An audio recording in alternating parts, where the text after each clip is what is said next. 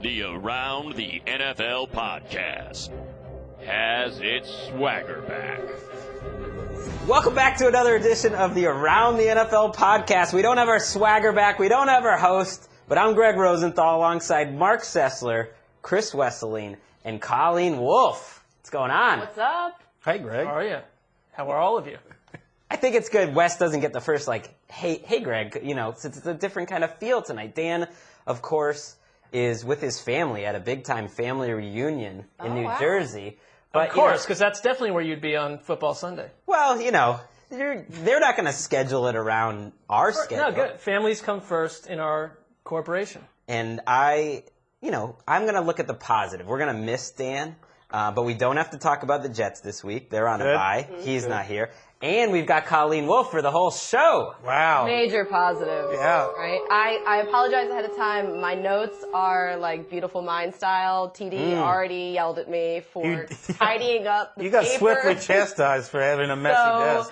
I don't really know what's going to happen here. That was a little weird, TD, that you would talk to our guest that way right off the top, like give her a bad feel. We want to be welcoming to our guests. I tried to deliver the message nice. It was a simple, hey, Colleen, could you just tidy up your papers a little bit? That's all it was. This is your tombstone right now. That's what's it's gonna read on your tombstone.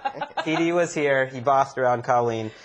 Big week 5. It was a fun day. I think the early set of games was the best early set of games we had all season. A lot of close games. And we have a lot to get to on the show. I'm looking forward to it. We're going to talk about all the undefeated teams keep winning. The Bengals, with a big win, go to 5-0 and take care of the Seahawks. Huge comeback there. We're going to get to your Browns, Marc Sessler. I mean, the Cleveland Browns, big win today. Were you expecting that?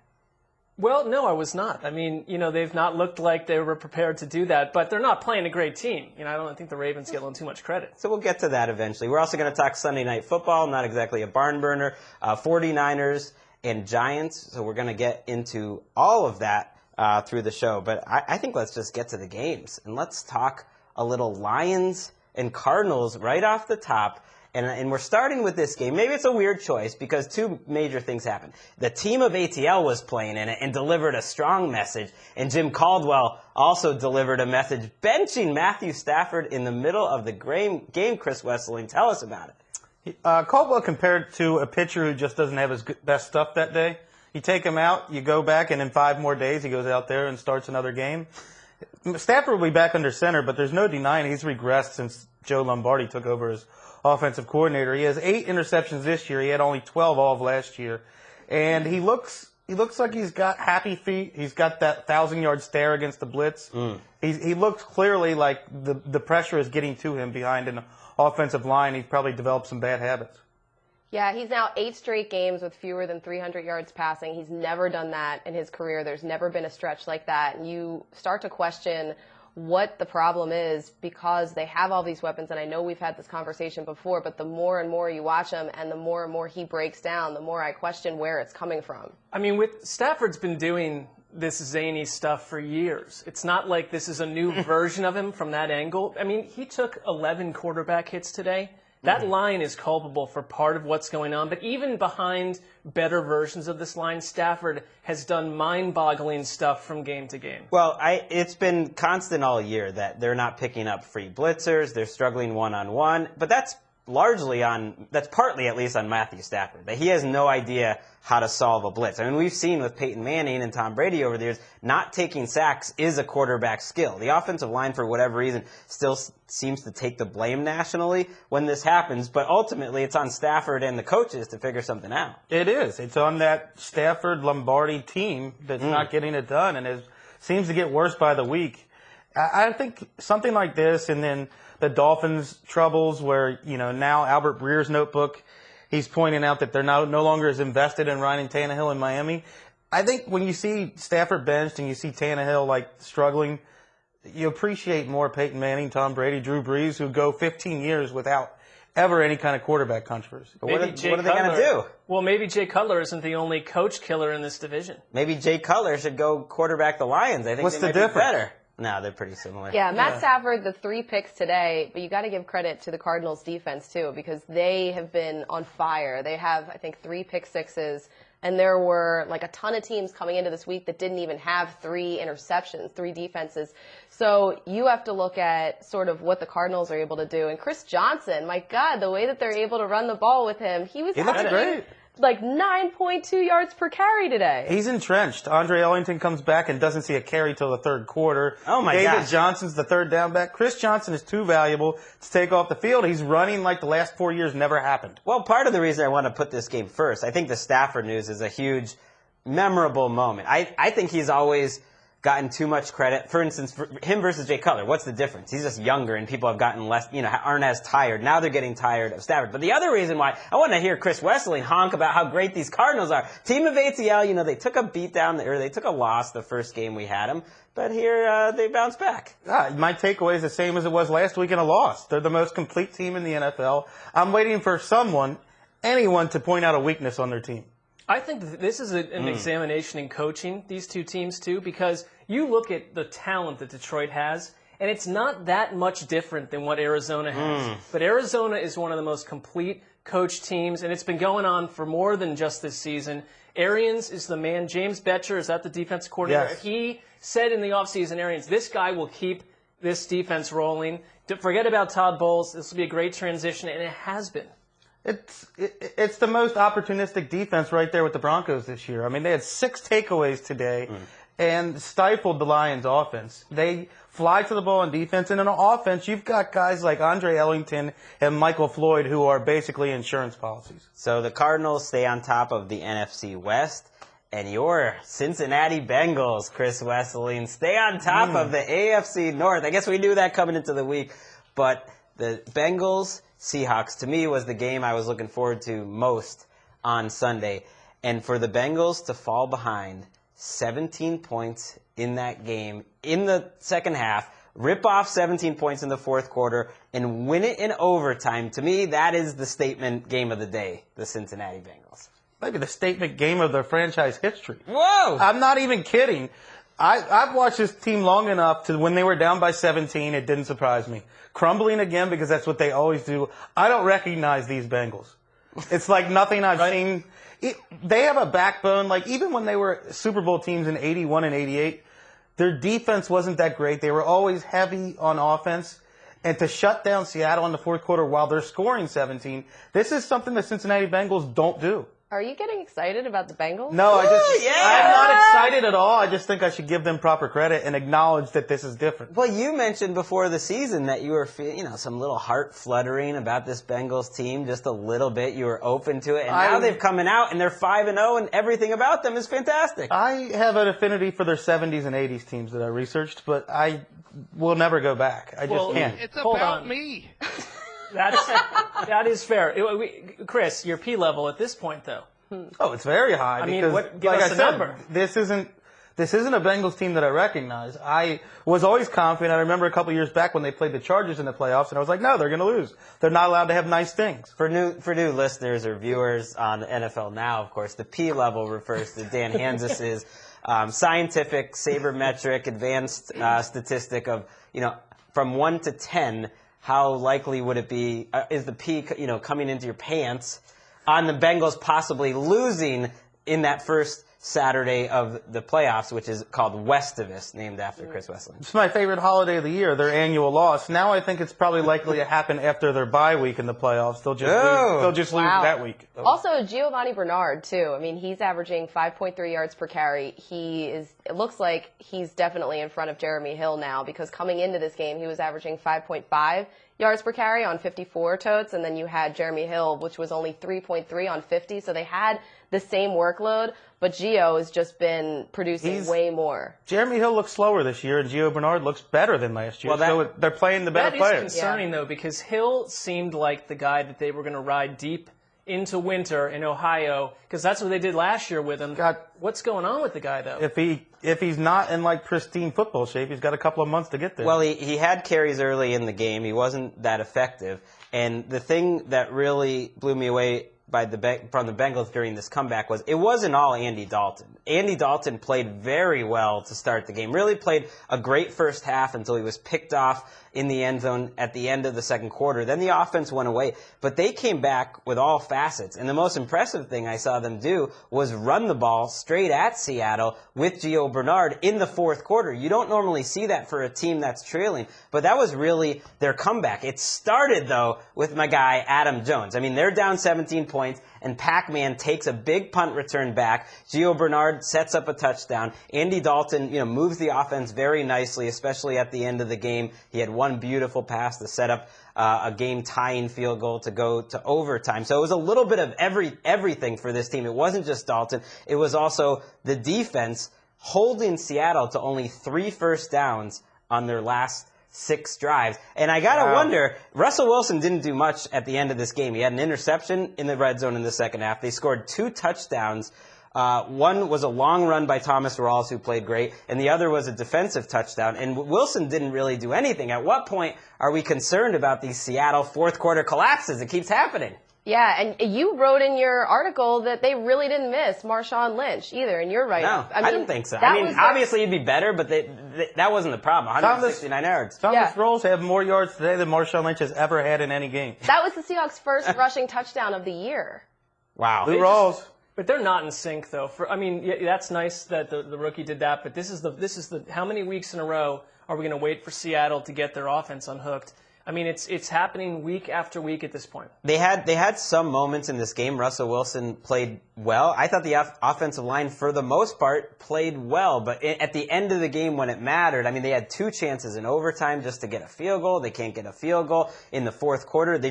It totally stagnated. And at that point, that's where the deep Bengals defensive line took over. But if you look at what Seattle's done since the Super Bowl, I mean, they blew a 2-touchdown lead, 10-point lead in the Super Bowl in the fourth quarter. They lost to the Rams, of course. That was overtime. Really wasn't about the fourth quarter. They were shut out in the fourth quarter and lost that game to the Packers. They were terrible in the fourth quarter against Detroit. And then in this game, they blow a big lead in the fourth quarter. They're a team that can't close, and it's supposed to be a great defense. Isn't it on your defense to close? That's a major concern.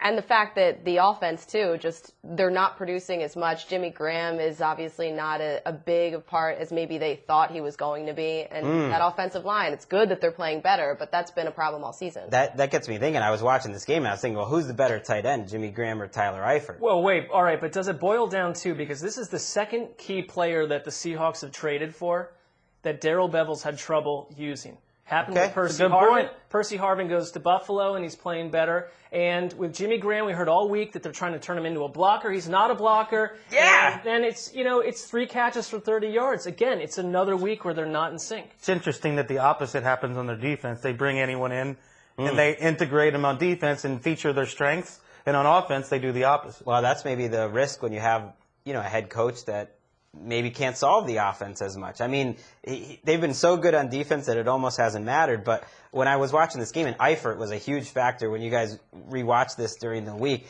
to me, he's the difference in this Bengals offense. The 2 difference is Andy Dalton going deep and just being a different quarterback that way. And that's number 1. But number 2 is Tyler Eifert. I mean, he's a huge difference maker. 2 touchdowns today he had. Should everyone start using the J.J. Watt elbow brace now?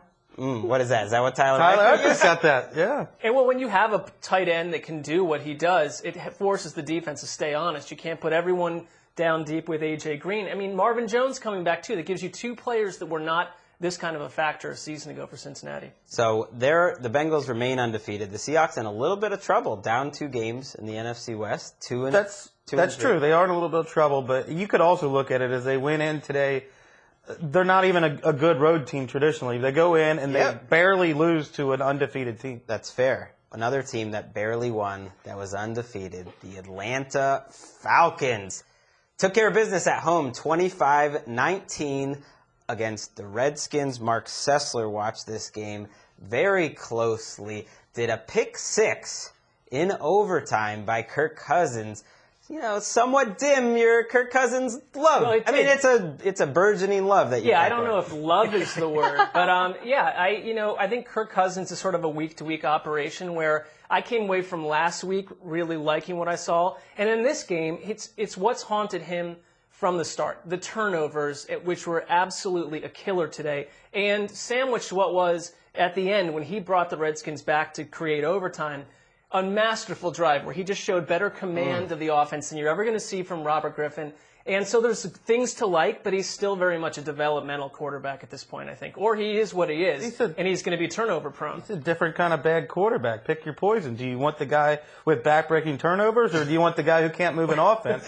He's the back-breaking turnover guy. And he's done it 2 weeks in a row now because he did it right off of the Eagles as well. Yeah. Then you have a ton of stuff that happened in this game as far as the Washington secondary.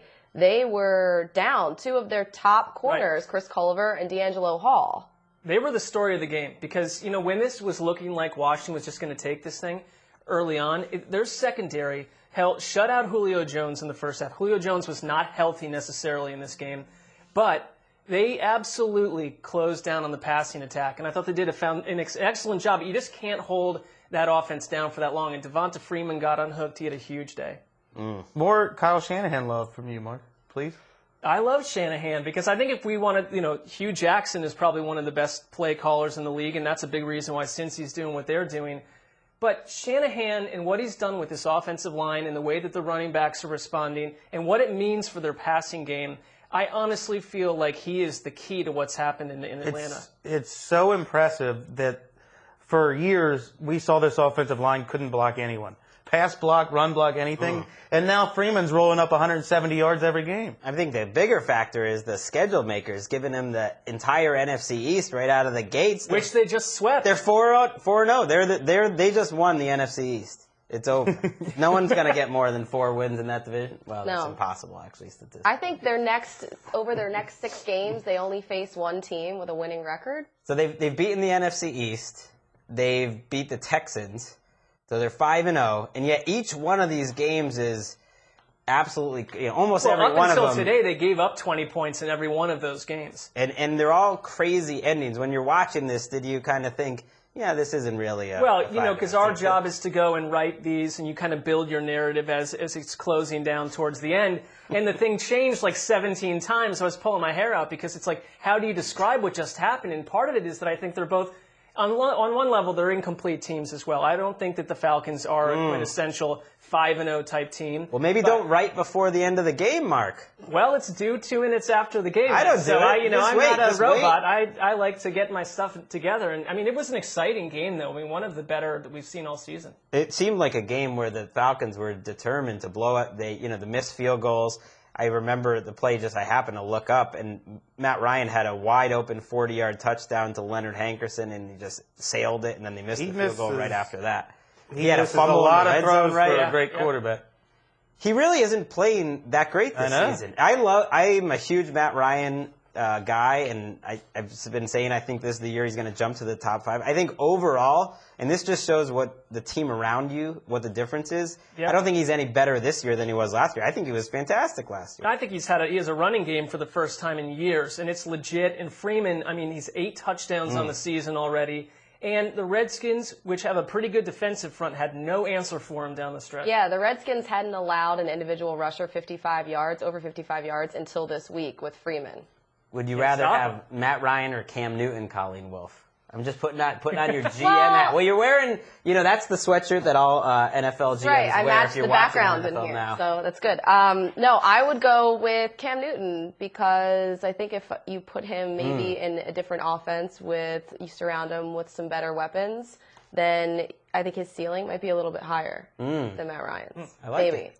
See, for that kind of analysis. That was on the spot, No, guys. no, I didn't really have a lot to I just think want to. about. I like to put you on the spot. You're in a different role. I'm hot now. I don't know. I'm sweating.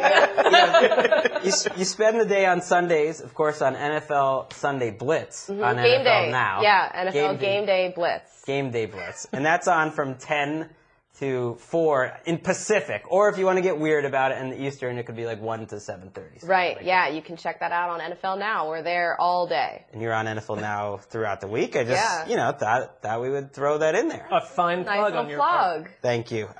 Colleen, since we're talking about you, and you really are the centerpiece of this show in so many ways, let's talk about your Philadelphia Eagles. We've been waiting for the Eagles offense to get on track. 39-17. They basically ended Sean Payton's career in New Orleans. No, I'm just. No, I don't think you're wrong. That's overstating it a little bit, but a blowout, an embarrassing loss for the Saints. Was it a bigger deal for the Eagles to get this kind of win, or a bigger deal for the Saints to have that bad a loss? That's tough because going into the game, both teams 1-3, both sort of felt like their seasons were in a tailspin. But I think that there was so much pressure on Chip Kelly and the Eagles because the expectations were so much higher than the Saints. Fair. Sam Bradford, again, he had this awful first half, and then they were able to adjust, and he came back and played better, but he threw 2 red zone interceptions and was the first quarterback in the league at this point to throw 2 red zone interceptions in the same game. That was bad. And they won 39-17. Yeah. Also, the interesting thing here was you look at the box score and you see DeMarco Murray had some great stats, some high numbers, but a lot of that came in junk time, and Ryan Matthews was actually the more featured back in this. And a key play came, it was a relatively close game still, and it was 1st and goal at the 2, and they gave it to Ryan Matthews. And that really, I think, told a story to me. Yeah, I mean, can we just at this point all agree that Ryan Matthews is the better fit for this ground game? Yes. He is. And I mean, I think that even in the summer there were people close to the team saying that, and now we're seeing it week to week. I'd like to make a motion to change garbage time officially to junk Junk time. I like. Sponsored by Sanford and Son. We need more junk Yes. in our lives. Junk time. It was not good. Also, there was a play that Sam Bradford threw a touchdown to Josh Huff, and you tweeted about it. 2 Saints defenders just like smacked right into each other. That was pretty much the play that turned the Eagles season around. Just football follies, 2 Saints defenders like bonk heads fall down, and so the Eagles get a big run after the catch. And it was another game where, and I think that you're right, Greg, about Sean Payton. It's another game where we saw Payton, quietly squaring off with Rob Bryant on the sideline. And Connor Orr, who wrote up the game, had this line that I love. He called it, "The game had the look and feel of a Zeppelin rapidly falling to earth." Sounds like a line out of the Sessler repertoire. Well, I mean, it seems accurate, though, because if you're a Saints fan after many fun seasons, over the past decade plus, what a disaster this team is right now. What is your hopeful takeaway? What do they do well? I think their end-of-the-year video for NFL Films will be the 2 defenders crashing into each other. Yeah, and Fletcher Cox, he just blew up Drew Brees. On cue with the highlights. There. Wow. Wow, look at that. He's a pro. 3 sacks, 2 fumble recoveries. He had a great game. But Drew Brees and this offense, you can really tell how much they miss Jimmy Graham. Well, I mean, just the fact that that's sort of a Jenga piece that Shaq always talks about. They missed 2012 altogether. They miss everything a lot. about it. They miss even 2013 when they won a playoff game in Philadelphia. This offense has really not been blamed for this start because the defense is such a tire fire, and that's fair. The defense is arguably the worst in the league. But the offense is 30-40% worse than it used to be. You could see it in the Dallas game, even with Drew Brees back. They're not going up and down the field. Willie Snead is their number 2 receiver. They have great running backs, yet the running game's not really that consistent. It's just a dim version of what they used to be on offense. And there's not big plays. Yeah, I mean, they used to be a big play offense. There's not big plays. And look at Spiller, 2 yards on 6 touches. I think part of it is that what we wrote about and heard about the Saints in the offseason was, this late period Drew Brees is going to be surrounded by a Dallas Cowboys clock-chewing offense. And that sounds great in May. But then they aren't able to get it done. They just cannot get it done. And your defense is on the field. Right. I mean, the Eagles had 300 yards in the first half. And it wasn't a blowout at the time, but they had 300 yards in the first half of the game. It was a game where the Eagles had, you mentioned the 2 red zone turnovers. You also had 2 4th and longs that the Eagles went for, which was a total sign of disrespect to the Saints offense that they failed. So in a game like that, for them to score 39 points, I think this is easily the darkest day of the Sean Payton era, and it's not even close. Well, I mean, there was also a little scandal that happened a couple of years ago, but from an on-field perspective. From an on-field perspective, I think this is worse because, to me, it's over. And the reasons it's over, not what happened in the game, from what happened on ESPN before the game, that we get a report that the Dolphins are interested in Sean Payton and other teams could be interested in Sean Payton, and they throw in the article, it's unclear if Payton or the Saints would be open to such a move because he has 2 years left on his contract. I'm calling BS on that. It's open that's coming from Sean Payton. Well, that to me is a for sale sign on Sean Payton's house. He is saying, I want out of here. And of course they're going to hide behind sources and reports and whatever. But I'm reading that and I'm thinking Sean Payton would love to coach the Dolphins. And it makes a lot of sense. And anyone that wants to take him should look at what Sean Payton's been when Drew Brees is not Drew Brees. So That's part of his success. That's a depressing, I wouldn't say I'm disappointed. Maybe it's it's his agent. It might not be Sean Payton himself that's doing this, but I think it's a disappointing thing for Saints fans to see. I think on the flip side, that big takeaway from the Saints, but I don't think you take anything away from this game if you're the Eagles. I don't think you can. The Saints are that bad. And the Eagles scored on their last 7 drives after having 300 yards in the first half. I just don't think you can measure yourself against the Saints. Colleen looks I don't buy pained. it. No, I don't buy Really? anything that the Eagles are selling at this point still. Just because they look so bad. Well, they were 1-3 2 years ago as well. Not that really means a whole lot, but Chip Kelly got that team into the playoffs. And I don't know. They lost to the another Saints. team. They lost, and this is another team though that unlike the Seahawks have a lot of new parts happening on offense, and maybe it takes more than a month. That said, I'm with you. The Chip Kelly thing, have a nice time with it. Good luck to you. I'm not just buying in all over again at this point. All right, one team we're obviously all buying in on, the Green Bay Packers. It's crazy how these undefeated teams just stay undefeated. Most 4-0 teams in NFL history, and I think we're going to have the most 5-0 teams in NFL history. The Packers took care of business at home, 24-10 against the St. Louis Rams. Chris Wesseling, you mentioned going into this game, maybe the Rams don't even have the best defense in this game. After watching the Packers defense on Sunday, who's better, St. Louis or Green Bay? Packers were better going into this game, and they're much better coming out of it. Wow. I mean, the Rams made life difficult for Aaron Rodgers, but the Packers made life impossible for Nick Foles. They hit him, I think, 11 times, intercepted him 4 times, gave him a 1.5 QBR. Clay Matthews looks like Troy Polamalu moving all over the defense, the main flying behind him, making plays. He hit Foles 4 times himself. And Wes is a sucker for guys with flowing hair. It goes back. I get it. It goes back to Fabio. Yeah, just his life experience. That's what it channels back to. He just sees it, and he's. No, I don't generally. I don't generally go for the long hair look on guys. If you were forced to have a fat head in your room, would it be Clay Matthews? I would not have a fat head. No, but if you were absolutely Answer forced, the question. It would be like James Joyce or something. he does not have a fat head. James Joyce Fathead? He was like 4'6", I think James. It would not Everyone be a was football back then. player in my bedroom, no. I don't know. I'm going to stay out of this one. All right, I'm sorry. Tell us more about the Rams or the Packers defense as well. James Joyce Fathead moving a lot of units here in October of 2015. How about you got to give the Rams defense a little credit here. The Packers only scored 7 points on offense the first half. I guess 17 the whole game because the Packers defense scored a touchdown here. The Rams had chances, 4 red zone trips, only 1 for St. Louis. Watching this, do you think it was a close game? No. I thought the Packers controlled the game all along. The Rams won time of possession, and they were able to do that because Todd Gurley is a superstar. I mean, he's a game changer. He is, to me, an old-school, franchise-altering kind of running back in their old Campbell mode, where you bring him in with your defense already set, you control the clock, and if you had anything on the offensive line or quarterback, you'd have a chance to win this game. How about Aaron Rodgers with 3 turnovers? I know Well, everybody it was rolls gonna their happen eyes. at some It had point. to happen at some point. But Well, the 2 interceptions couldn't have been more unlucky for Aaron Rodgers. The first one was tipped at the line of scrimmage, That's and then a good James Laurinaitis made a diving catch for it. The second one wasn't even a catch. But since the NFL's catch rule is the worst rule in professional sports, and it gets rolled inconsistently from game to game, they can't figure out what a catch is. They awarded a guy for trapping the ball against the ground. I have no idea why the defense gets credit for that, but Calvin Johnson and Des Bryant have to do Chinese arithmetic before they can catch When a it pass. doesn't matter when Nick Foles has a QBR that's 78.5 points lower than Josh McCown's. I know, because I saw them. They were in the red zone at one point, and Foles got picked off, right?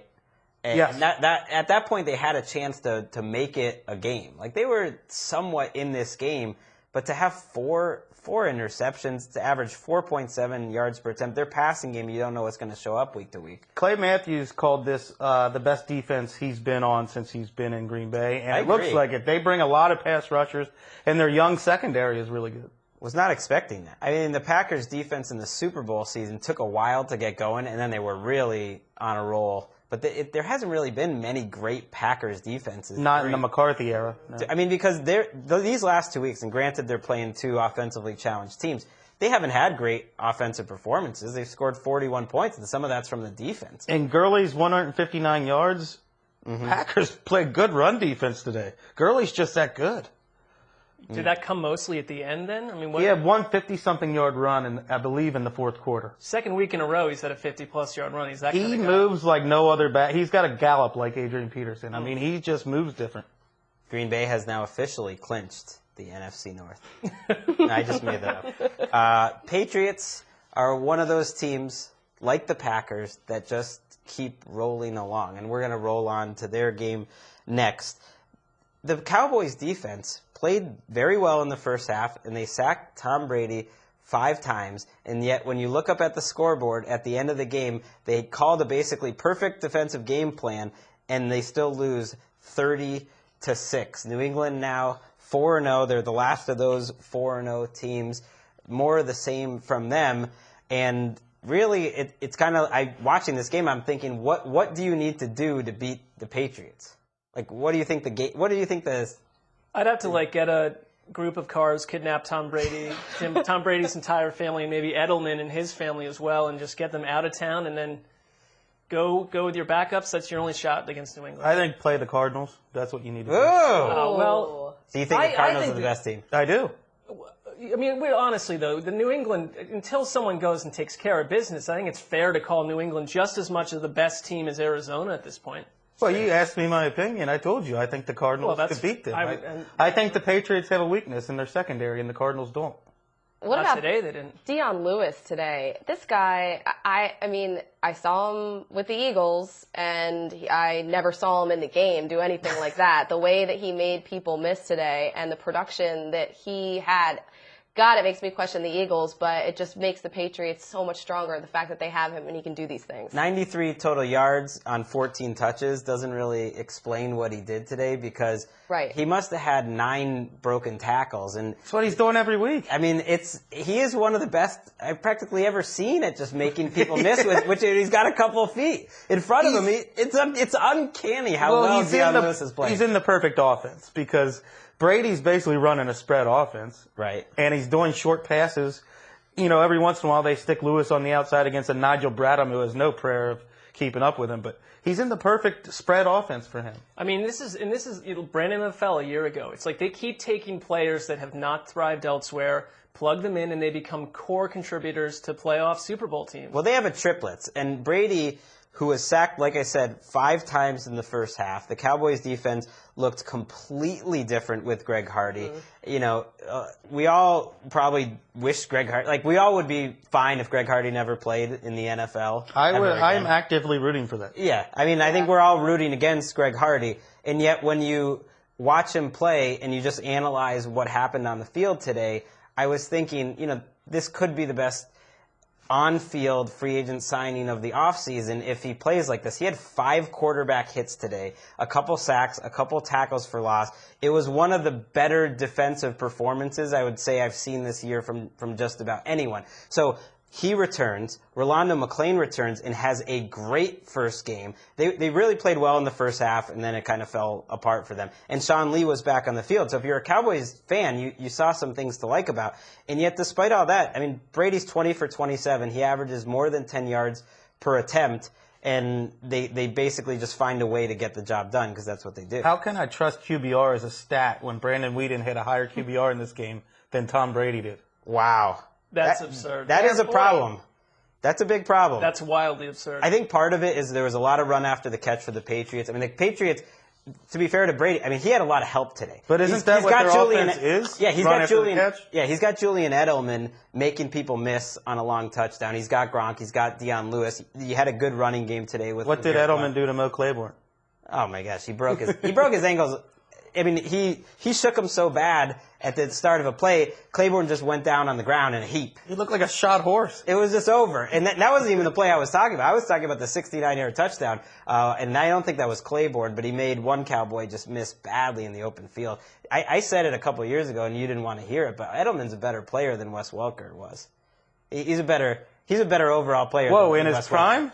I would say Julian Edelman can do more things. Well, his peak is better than Wes Welker. I'm not saying he's going to have a better career. I don't know if I agree with that. One thing is true. I mean, they had Welker. They got rid of Welker at the right time. They bring in someone, and they had already had him in the system that simply does what Welker does just as good or more at this point. I mean, that's what the New England does. Other players would lose someone and then spend the next 10 years looking for that fill-in. New England just does it over and over. That's so true. We have to bring up, though, too, the Cowboys' offensive line. That's all we heard about. Everybody chirping about greatest the offensive in history. line. It's so great. Da-da-da-da. Like, DeMarco Murray gone. Doesn't Quality eye matter. roll Plug there. somebody else in. This line does not look as good as it was sold to us the entire offseason. And as you wrote in your write-up, Greg, the offense in general, they went without a first down for 25 minutes of the game at one point, the offense. And that was at a time when the Cowboys defense was playing great. They had 6 straight 3-and-outs at one point. And that's why I'm giving the Cowboys defense a lot of credit here, because their offense put them in such a bad spot. Yeah. And even though the Whedon stats are bad and the overall Cowboys stats are bad, they're very misleading because the game was wildly over before they did anything. And a lot of that, I think, was Whedon, is that they just trusted they could handle the Cowboys receivers on the outside, and they loaded up the box. But with that said, they had a ton of penetration on the offensive line, a lot of tackles for loss, getting to Whedon very quickly. You know, Chandler Jones, Jamie Collins, Dante Hightower, and your boy, Marc Sessler, Jabal Sheard, had a big day today. We talked about that signing when it happened, that I thought that Sheard, who played well in multiple systems in Cleveland, was going to be a great fit for New England. And secondly, part of the thing with the offensive line, when you replace, Tony Romo with Brandon Whedon made Cleveland's offensive line look bad when they had Jordan Cameron and Josh Gordon as the number one receiver in the league. So it's just he's not able to do this. Their schedule coming up, Giants, Seahawks, Eagles, Bucks, and Dolphins, they've got to come out of this in a still bad division. He's got to win some games. Or he might not get a chance. They might bench him. I think they're going into the bye week now, and I think they'll strongly consider Castle. I don't know if that's going to help matters or not. You know how much I've ripped on Castle over the years. He's a much better quarterback than Brandon Whedon. Thank you. I didn't want to have to say. Well, we'll see. I mean, I'm not sure I trust any Castle narratives at this point. That's true. That's also just how bad Brandon Whedon is. Bill Callahan, I think, leaving, that hurt them. That's a huge thing with the offensive line as well. So their offensive line is struggling. The Broncos' offensive line has been struggling throughout the season, and yet it doesn't seem to matter. The Broncos get another win. They're at 5-0, 16-10 over the Raiders. Chris Wesseling, is this just the new normal for the Broncos, winning ugly but doing it almost the same way every single week? I think it has to be, because the defense is making up for an offense that is one of the worst in the league, and that's not hyperbole. They were ranked 30th. That's hyperbole. They were ranked 30th going into this game by Football Outsiders on offense. Peyton Manning did not have any touchdown drives again. This also happened in Week 1. 2003 is the last time a Peyton Manning-led team did not have a touchdown. So far in 2 games this year, he has only the defense to thank for keeping that streak alive. There has to be part of Peyton Manning that's thinking, why couldn't I this is great, I have this defense, keeping me undefeated and taking the pressure off, but wouldn't it have been cool to have this defense for one of my dominant offensive teams at some point? Because we would have crushed everyone and won the Super Bowl. I don't think it's fair to say that they are the 30th best offense, because what did they say all offseason? We're going to do well. We're going to run the ball. Peyton doesn't need to throw all over the place because we're going to surround him with a strong running game. Anderson, 22 yards. Hillman, 21 yards. I feel like that's the box score every week, minus Hillman's one big play from a couple weeks ago. So you say it's not fair. Are you saying they're actually 32nd in offense? Well, no, I'm saying to say that it's crazy that they're 30th. Yeah, it's I mean, not they are. crazy. They're a bad offense. Who would you rather have, Peyton Manning or Derek Carr? Derek Carr. Wow. How about really? Peyton Manning or Sam Bradford? Any of Peyton them, because Manning. they're not turning guess 40 so. in a year. All right, so there's only so much. I think there's only so much you can do on offense with Peyton Manning right now, because he's scared to get hit. It looks like to me, and he can't move, and he really can't make a.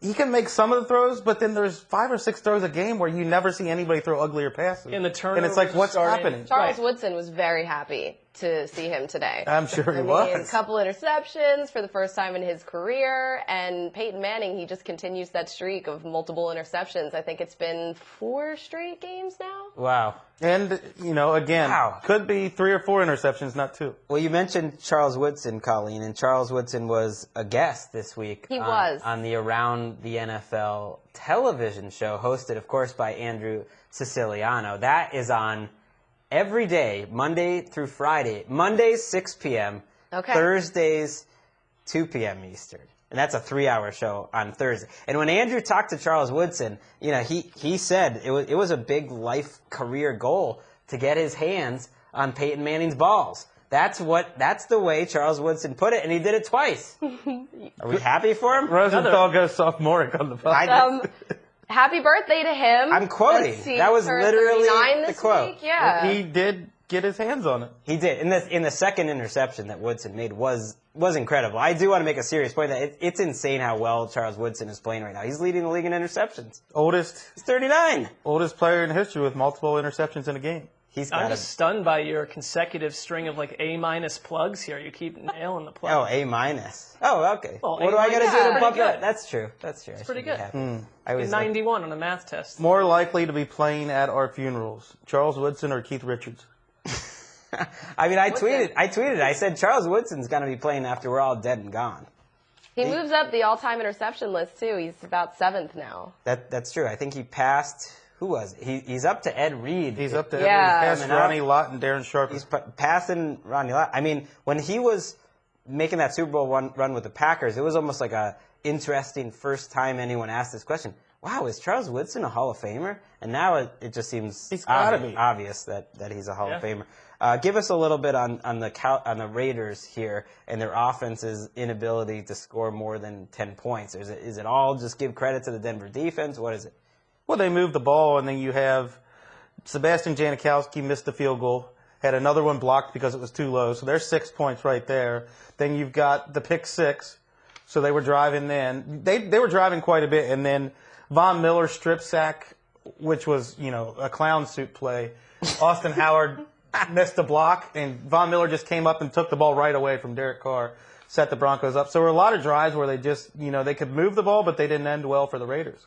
We need a sponsor for Clown Suit Play of the Week. Are there any What, clown like a suit clown- manufacturers? Like a out there? clown college? I got a clown guy. I don't know. So Derek Carr was sacked 4 times, and the Oakland offensive line had only allowed 3 sacks all season. I guess that's what happens, though, when you run into the Denver defense. They're that dominant. And we should mention that DeMarcus Ware left with a back injury and did not return. That could be a big injury. It's uncanny, though, that they make that big play every single week. And this week it was the touchdown, right? Yep. Return.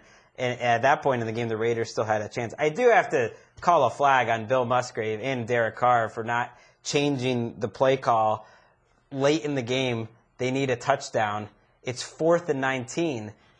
Literally, they need a touchdown to stay in the game. And they threw a screen pass to it. I think it was On 4th and 19? Yes, do you remember that? I mean, I don't remember that. The game was managed the game well at the end. The game was still in doubt, and it was like they didn't know what the down was. So they went for it on 4th and 19 because you have to score a touchdown. And they threw a 2 or 3 yard pass that gained 1 yard. Was it Greg Roy was- Halou? It was the strangest thing I've ever seen. Greg was going to find a way to get his angst towards Bill Musgrave out in one of these podcasts, because we've heard this before, hints of it, and it's in full bloom now. Well, Musgrave should be happy because look at what Spags is doing with the Giants defense after Greg took him to task. So tough loss there for the Raiders. They're now 2-3. The Broncos in full control of that division, and it's going to be a fun race for the byes in the AFC because a lot of undefeated teams there.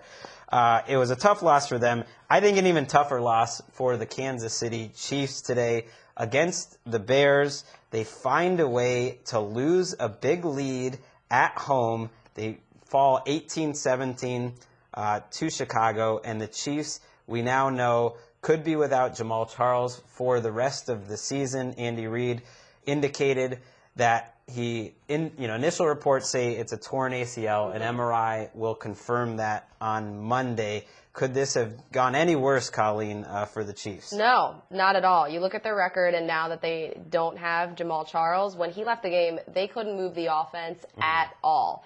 And that's the biggest problem with Alex Smith. He needs the run game. He has Jeremy Maclin there now, but without anybody to run the ball, I don't know how they're going to do anything. I mean, Andy Reid, after the game, now that they're 1-4, he was asked just general thoughts, and he said, we're moving on to Minnesota. That's what we're focusing on now. Oh, that's what everyone says. You're 1-4. Jamal Charles is not in your offense anymore. How are you going to do anything? You sound like someone that has a little, PTRD, post-traumatic read disorder. Yes. That you've seen some of those, too many of those press conferences. And because the other thing with him that would be so frustrating is you have Jamal Charles and he wouldn't run the ball. And now you don't have him anymore, and I don't know what they're going to do. In Kansas City, they got beat by Jay Cutler. That's all you really need. I mean, and Charles was a part of their passing game, too. They're in big trouble, and where they're heading is they're going to get forked this week. Well, that's for sure. It's over for the Chiefs. Yeah, it's over for the Chiefs, and it's maybe this is a piece one of us should write this week or something. It's these mid-level quarterback contracts. The franchise quarterback that's not quite worth $18 million a year, but they are worth $15. That's killing these teams now. Alex Smith, Ryan Tannehill, Kaepernick. Stafford's got all the money, but he's a problem, too. It's been a bad year for mid-level franchise quarterbacks. Thank you, Greg. That was going to lead what we learned tonight. Oh, wow. I just gave you the idea. I had something like that going around in my head. But I really put it in You put it all together. In a digestible way that people could understand. You did. You guys work so well together. It is like impressive. hand in glove. You know who I wouldn't put on that list, though? Jay Cutler. I mean, you got to give Jay Cutler some credit. They would cut him tomorrow if they could. The Bears are scrappy. Here's a quote from Matt Slauson, that's his real name. He's a guard. Not Matt Clausen. Jay is the definition of resiliency. That's his quote after this game. I love how Spicy. every few games you'll have a wandering bear supporting Jay Cutler, and then in the offseason you hear nothing. You got to give some credit that they won a game, and I know it was, Jay Cutler didn't have the greatest game ever necessarily, Colleen. There were a lot of miscues. There was a botched snap at one point that he almost fumbled, and he did manage to throw a touchdown out of it, but it was just a sloppy Both of these Cutler quarterbacks game. were in the Gabbard zone. Well, they also found a way to win a game. The Chiefs found a way to blow a game where they had a touchdown on defense from a Jay Cutler fumble. I was going to give him some credit. His leading wide receivers in this game are Marcus Wilson, Cameron Meredith, and Josh Bellamy. Those are his top three wideouts. Alshon Jeffrey, no Eddie Royal. Give Jay a little bit. I have to go to Roto-World and find out who Cameron Meredith is. I've never heard of him. He was doing something last week, and I was like, who is that guy? Who is Meredith? Undrafted out of Illinois State. They just picked him out of their backyard. Matt Forte deserves really all the love. Yeah, I mean, he had a good game. He had 20-some touches and over 100 yards. I'm just saying. All the love. All the love. He's carrying this team. The Bears, we thought they were the worst team in the league. They've won 2 games. They've won 2 games in a row. Chiefs have to be in that mix for the worst team in the league. Well, look, there's a reason why we never believe in the Chiefs. When your best player is Jamal Charles, and you know that if he goes down, they're done, because you don't have a good quarterback. TD, puts little thoughts into my ear every now and then, or tells me what game is coming to next. Also, when we're outside of the studio. TD, too, but since you want to dig, you want to get a dig in here somewhere. So let's just have you voice it instead of me, doing it for you. I mean, your boy Dave Damashek has the Chiefs as his Super Bowl pick, so he does that every year. Pointing that out. Does he have them over the Texans in the AFC Championship game? He does. Oh my gosh! Wait, this is the guy who had Jay Cutler for MVP last year. That's well, he had the Bengals recently, and he was maybe a year or two early on that. So the Sheck kiss of death. Sheck loves the Chiefs. The Chiefs are done at 1-4. The Bears deserve a little credit for being feisty. Well, they don't deserve a lot of credit. I think we've said enough. Okay. Let's move on to another game that we're not going to talk that much about, probably, the Bucs and the Jaguars. But at least, Chris Wesseling, this was a little more entertaining, a little more filled with offense, some young quarterbacks, and the Bucs get their second win of the year, 38-31 over the Jaguars. Well, look, this game was sneaky exciting. Doug Martin ran about as well as anybody's run all year today. He looked, from start to finish, he looked like a complete, impressive, dynamic running back. just took over the game, and maybe that had to do with the Jaguars' leading tackler, Paul Posluszny, was out. So they were a Swiss cheese defense today, but Martin looked great. And they've got this dude named Howard Jones that they signed. They signed him off the Pittsburgh Steelers practice squad, gave him the highest contract of anybody on a practice squad. Active for the first time today, and he's flying around the field. 2 sacks, no one else to blame. That's why they call him the scientist, Colleen, by the way, because he's got all the lowdown. Well, I think Howard Jones. Howard Jones is like a mid-'80s pop singer. Synth pop guy, yeah. Had a 6th grade girlfriend. Right. If you were writing a headline for the Bucs on defense, you would say things can only get better. It's like it's like if you don't have enough money for a Howard Johnson, they have the Howard Jones down the street. The lights are on. Trampling all over our Howard Jones music talk. Can we talk about Blake Bortles for a second? I mean, his last 2 games put him together, and I think we're seeing some progress from this guy. He looked good today, and, you've got Julius Thomas coming back. He was worked in slowly. He didn't start, and it seemed like he was playing on 3rd downs initially. But you've got all the, Julius Thomas, Allen Robinson, Alan Hearns is coming on. The albino tiger might come back at some point, Marquise Lee. They've got some weapons on this offense. Yeah, and also, I mean, you have to be happy for Lovie Smith because he gets his first home win ever with the Bucs. Wow. Yes. I didn't realize that. Crazy. I know. That's depressing. How does that man have a job? I know. So that happened. They were 0-10. That's crazy. But okay. Yeah, the one thing though, I thought the Bucs defensive front did look a little bit better than the Jags. You look at those 2 offensive lines, not the best in the league. Yeah, because Bortles outplayed Winston. Bortles played really well for the 2nd straight week. I think there's some real tangible improvement. Well, here's the problem though in Jacksonville, because we just took Lovie Smith to town for not winning more than 1 game at home. If you're the Jaguars, you're 1-4. At some point, this coaching staff that we have just given a huge leash to has to start winning these games. This was a game they had to win, and they're not doing it. I think this is one of the it's only been a season and a half, but this is a really tough loss for the Gus Bradley regime. I think to get that kind of performance from Blake Bortles, where he's 4 touchdowns, 9.2 yards per attempt, 31 points, you finally get an offensive performance, and then your defense, what this team is usually supposed to be about, to give up 38 points to Doug Martin and Jameis Winston, and you're not even the best team in the lousy state of Florida. You're 1-4. It's hard to see progress there. Right. They got ran over, 183 yards on the ground, given up. I mean, this is not Seattle light. I really think if Bortles develops into the guy you think is the face of the franchise, the coaching staff will be fine.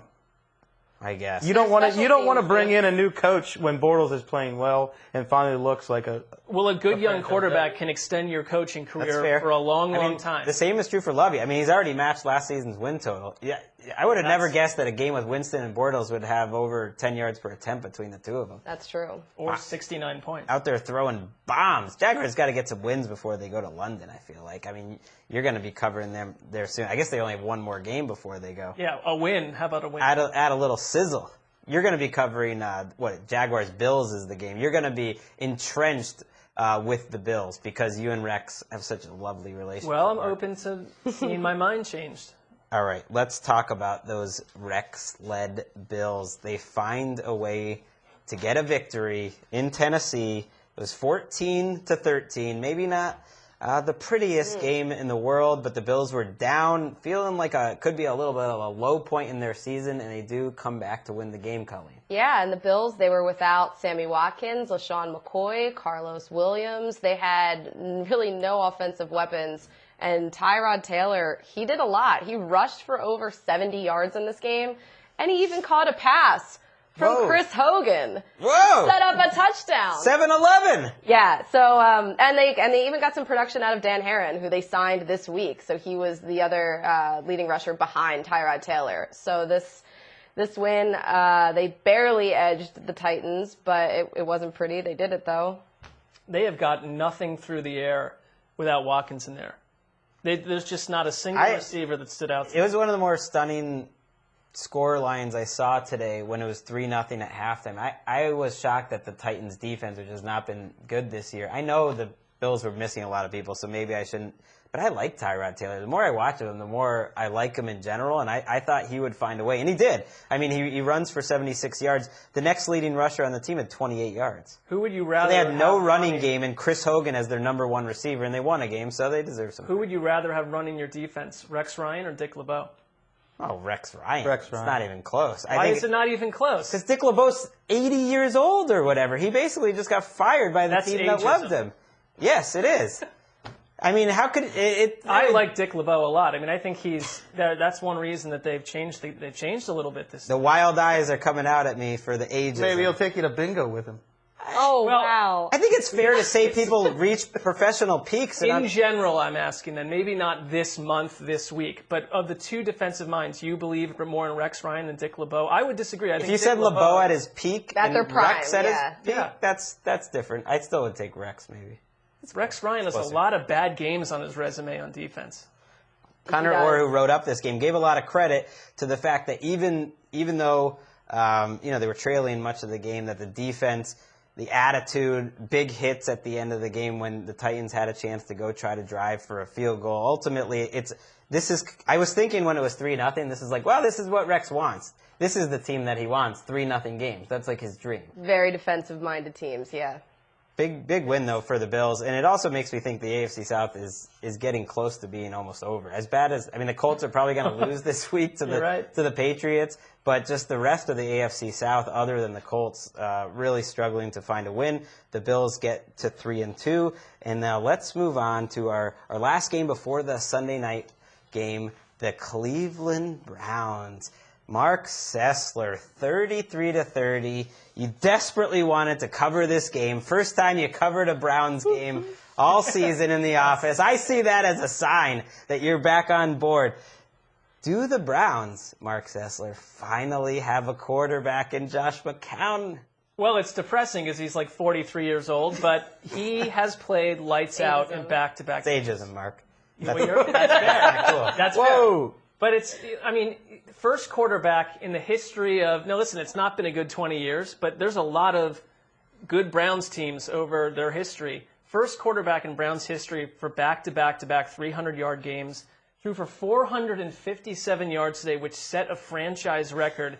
And this is for a team that, rightly so, we question if they were the worst collection of skill position players in the entire league before the season, and instead they're averaging like 27 points a game. It's all coming through the air because they can't run the ball, which is what they sold us as their method for victories, and their defense is atrocious. So everything that the organization said, this is what we're all about, we're bread and butter, we're tough, we're going to win games 10-7, you are winning games 33-30 in overtime. Well, I don't know what's happening. You know who is in a sneaky running maybe for that coordinator of the year job? Your boy, the offensive coordinator in Cleveland. I mean, I know they lose Kyle Shanahan, but your boy's doing pretty well. Except, though, the loss of Shanahan has revealed that the Browns line is nothing like it was a year ago.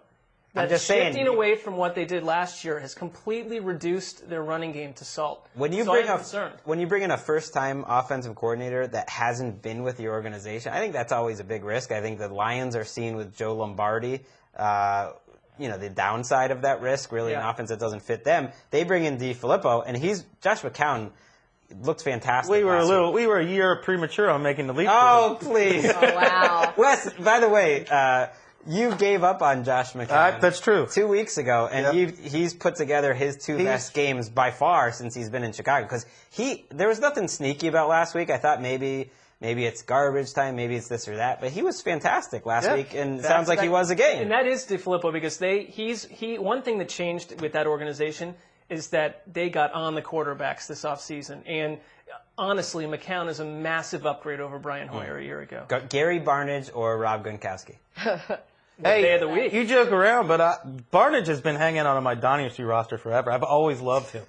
Why? He looked like a stud today. He's a better athlete than you think, and he's got great hands. I always wondered why he wasn't used more in his offense. For years, because it was Rob Chudzinski that brought him to Cleveland from Carolina, and he was never used much. They had Jordan Cameron, so he wasn't going to play that role. But he didn't have a drop for years. Like it was just. He's not some Jim Dre who can't move that well. Right. He's a good athlete for a tight end. Yeah, and I don't know what you do at this point with Johnny Manziel because Josh McCown is really Yeah, I mean, he's, you wait till they lose making about something 3 out of games. nothing. If they lose, if they fall 3 games under 500 at any point, even if Josh McCown's playing well, I mean, unless he's playing this well, I think you still make a change. But who knows? The Browns are 2-3. Well, Their upcoming schedule is an absolute disaster. I think it's the Broncos, the Rams, the Cardinals are in there, and then you get the Bengals and Steelers.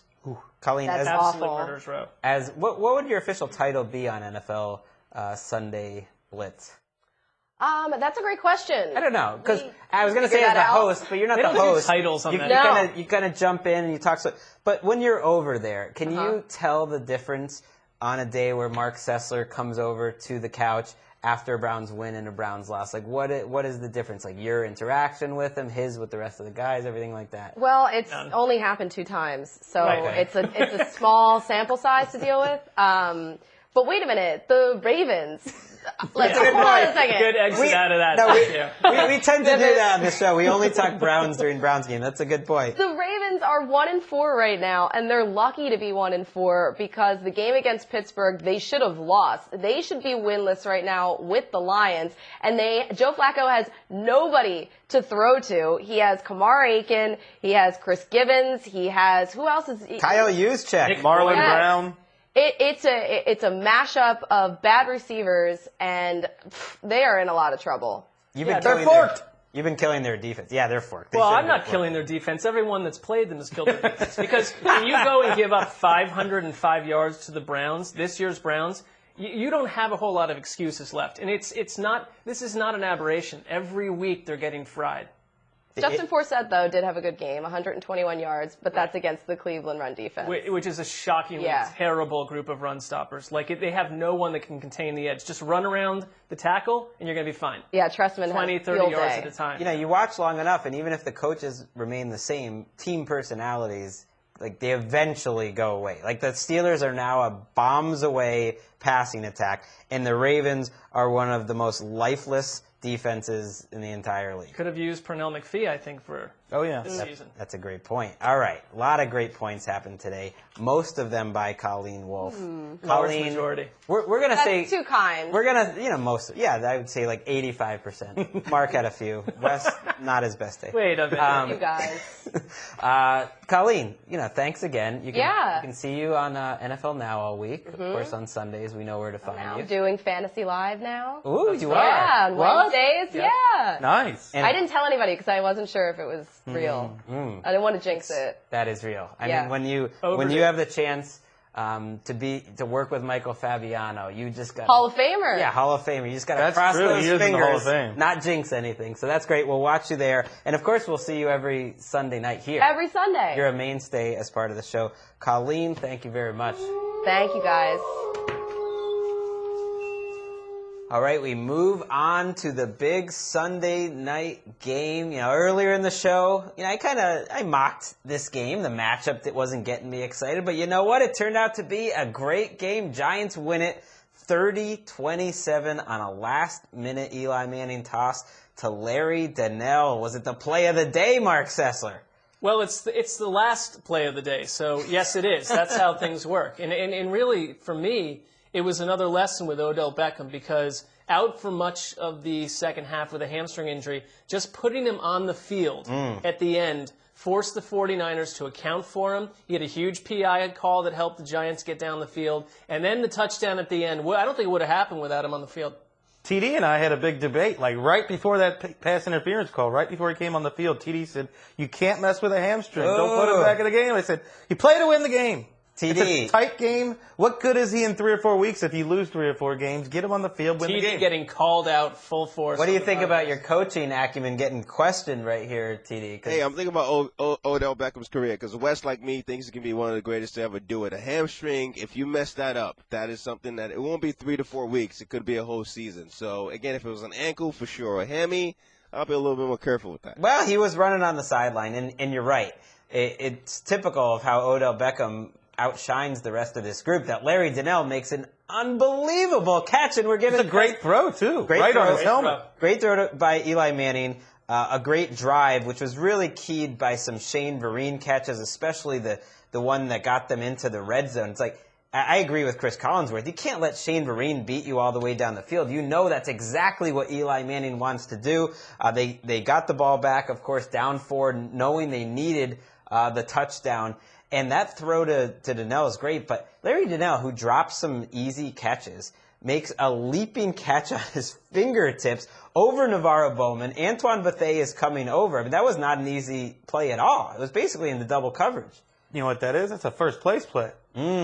Puts the Giants in first place. Wow. They would have been tied. Everybody would have been tied with the same record if not for that play. So the Giants are now 1 game up. And all this division takes is one team doing this more than every other week, because it seems like we're going to get an 8-8 winner to this division potentially. But this was, if you're San Francisco, though, it is tough. This is a tough loss because, I don't know where the other wins are going to come. You gave up 525 yards and to Eli Manning 441 through the air. Every week it's a new disaster for this defense. Well, on the road, they're a different team on the road. You give Eli Manning the franchise record for most completions in a game.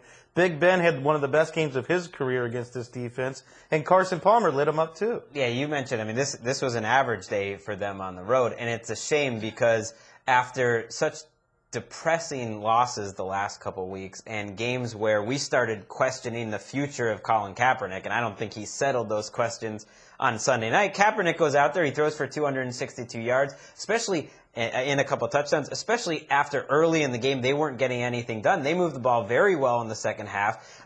They have a touchdown drive when they absolutely needed it to take the lead. It looked at that point like San Francisco was going to win. Carlos Hyde ran the ball fairly well. Anquan Boldin gets off. They even, woke up Torrey Smith. He's still on the team. And yet they still can't get a win because the defense collapses. If it's not one thing, it's the other. Yeah, I think you have to start questioning some people in the front office for the change in direction on this team. That, Trent Baalke has been a pretty good drafter, but to assume that he was the one responsible for that many dynasty they've had over the past half decade, and now they're 1-4 and they look lost. Well, that had a lot of Scott McLuhan's fingerprints all over it as well. And part of it is the attitude. They boldly said, we're right, you're wrong, we're going to get rid of some great coaches. Bring in, 14 players are going to leave the building, but don't worry about it. We got it under control. And there's the results. You're not a good football team anymore. Yeah, the offseason moves were one thing, and the retirements were bad luck.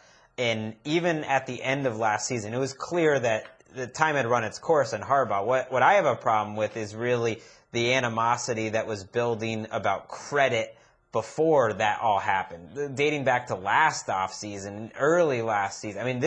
These were rumblings we heard about a while ago, and if you're a 49ers fan, you're going to want some changes again.